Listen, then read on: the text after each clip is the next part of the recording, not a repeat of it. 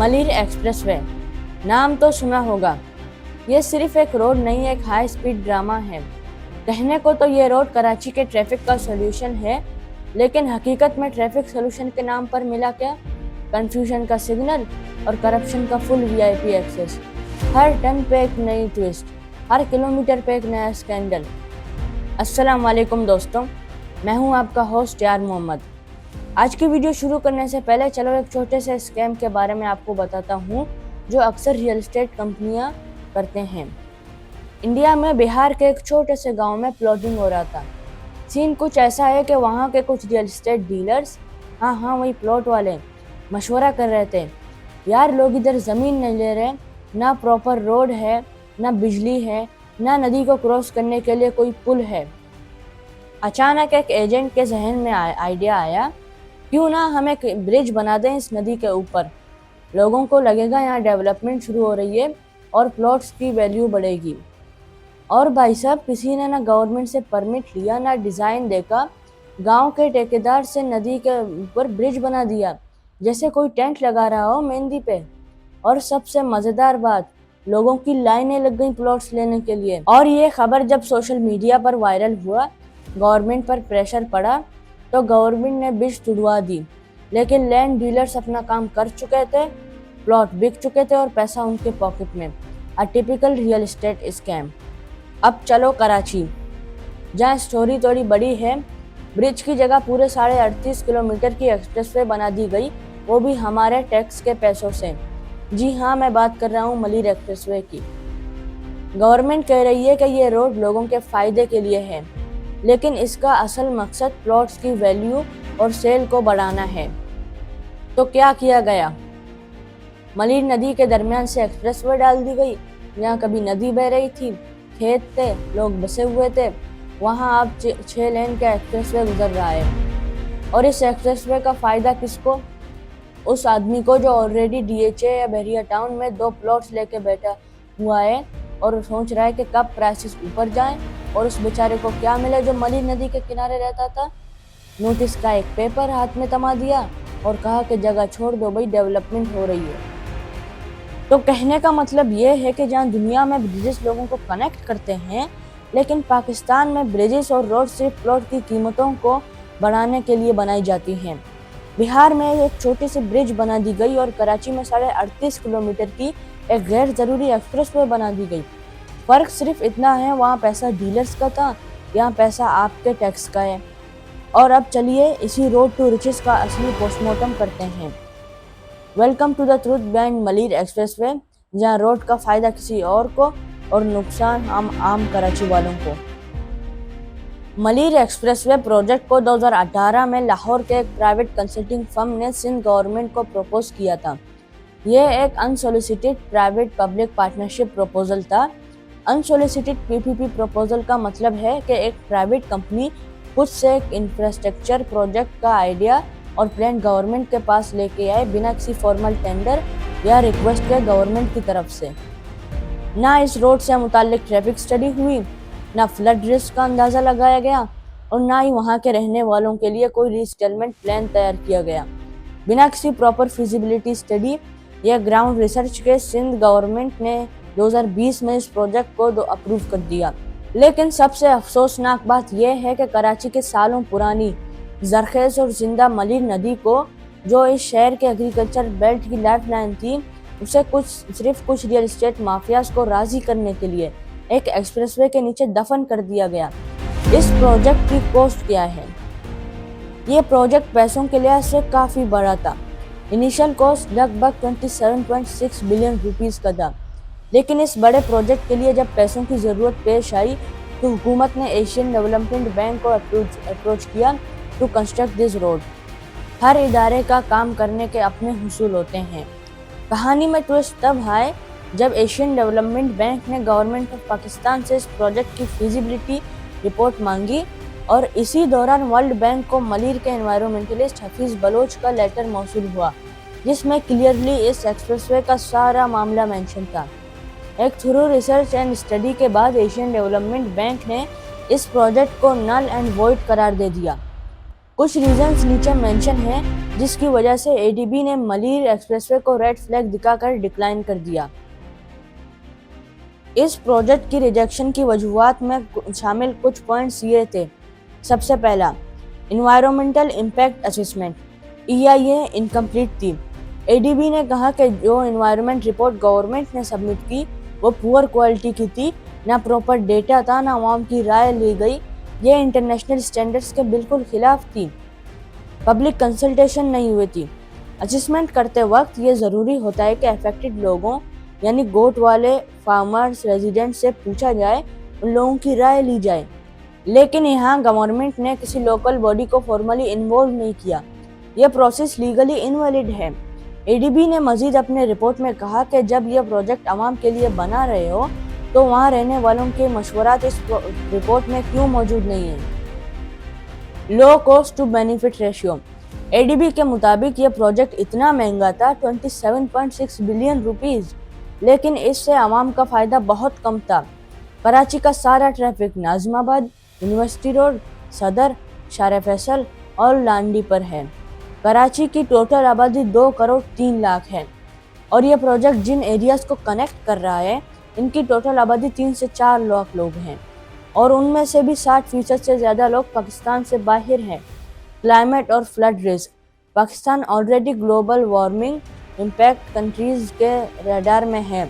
मौसमियाती तब्दीली इस रीजन पर काफ़ी नेगेटिवली इम्पैक्ट कर रहा है। Lack of transparency and accountability ADB को प्रोसेस में शफाफियत और क्लैरिटी नहीं दिखी। उन्हें लगा कि यह प्रोजेक्ट लोगों के हक में नहीं बल्कि डेवलपर्स और बिल्डर माफिया के फ़ायदे के लिए डिज़ाइन किया गया है। एडीबी के फाइनल वर्डिक्ट में बताया गया यह प्रोजेक्ट ना एनवायरनमेंट सेफ है, ना सोशली इंक्लूसिव है, इसका फाइनेंशियल जस्टिफिकेशन भी कमज़ोर है, इसलिए हम इसे सपोर्ट नहीं कर सकते। इसके बाद होना तो ये चाहिए था कि गवर्नमेंट अपने प्रपोजल पर गौर करता। जो सवालात एशियन डेवलपमेंट बैंक ने उठाए थे उन पर वर्कआउट करके प्रोजेक्ट को रीडिज़ाइन करता, लेकिन गवर्नमेंट इतनी बेसब्र थी, उन्होंने इस प्रोजेक्ट को एक प्राइवेट पार्टनरशिप के तहत चलाने के लिए बिडिंग स्टार्ट कर दी, जहां हाईएस्ट बिडर को कॉन्ट्रैक्ट दे दिया गया। यह कॉन्ट्रैक्ट अंडर PPP यानी public private partnership DBFOT framework के तहत मलीर एक्सप्रेसवे लिमिटेड नाम की कंपनी को दे दी गई।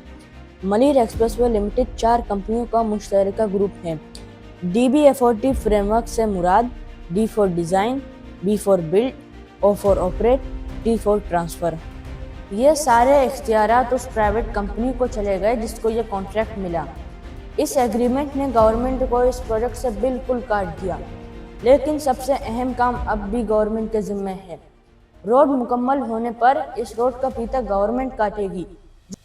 इस PPP या पब्लिक प्राइवेट पार्टनरशिप में 37% गवर्नमेंट खर्चा करेगी और बाकी 63% इन्वेस्टमेंट प्राइवेट कंपनियां करेंगी। किसी भी प्रोजेक्ट में PPP DBFOT एग्रीमेंट एक बहुत ज़्यादा कॉम्प्लिकेटेड एग्रीमेंट्स में शुमार होता है। इस टाइप का एग्रीमेंट सिर्फ पैंडेमिक इमरजेंसी और अर्जेंसी सिचुएशंस में अप्लाई होते हैं, लेकिन मलीर एक्सप्रेसवे किसी भी तरह से ना अर्जेंट है ना इतनी इम्पोर्टेंट है। मलीर एक्सप्रेसवे की कंस्ट्रक्शन कॉस्ट ब्रेकडाउन कुछ इस तरह है। Malir expressway project initially 27.6 billion rupees का था, कुछ रीडिज़ाइनिंग के बाद ये 46 बिलियन का हो गया और अभी लेटेस्ट नंबर 55 बिलियन तक पहुंच गया। इस कॉस्ट के ऊपर जाने की वजह से DBFOT फ्रेमवर्क है। कॉन्ट्रैक्टर जिस तरह से चाहे प्रोजेक्ट को रीडिज़ाइन करेगा। एक बड़ी सरप्राइजिंग केस ये है, इसी एक्सप्रेसवे के नीचे मलीर नदी के सबसे बड़े डैम का एक साइट क्रैश हो गया है। पिछले कई सालों से बारिश का सारा पानी सीधे समंदर में बह रहा है। इस लीकेज की वजह से गवर्नमेंट के पास फंड्स ना होने की वजह से पिछले 5 सालों से डैम का काम कंप्लीट नहीं हो पा रहा है। अगर 55 बिलियन रुपीज़ एक रोड पर खर्च हो सकते हैं तो थोड़े से पैसों से डैम की भी मरम्मत हो सकती है। मसला पैसों का नहीं बल्कि गवर्नमेंट की नीयत का है। शायद इसीलिए एशियन डेवलपमेंट बैंक ने इस प्रोजेक्ट के लिए फंडिंग नहीं दी। अब एक इम्पोर्टेंट क्वेश्चन ये है कि प्राइवेट कंपनी को गवर्नमेंट किस तरह पे बैक करेगा।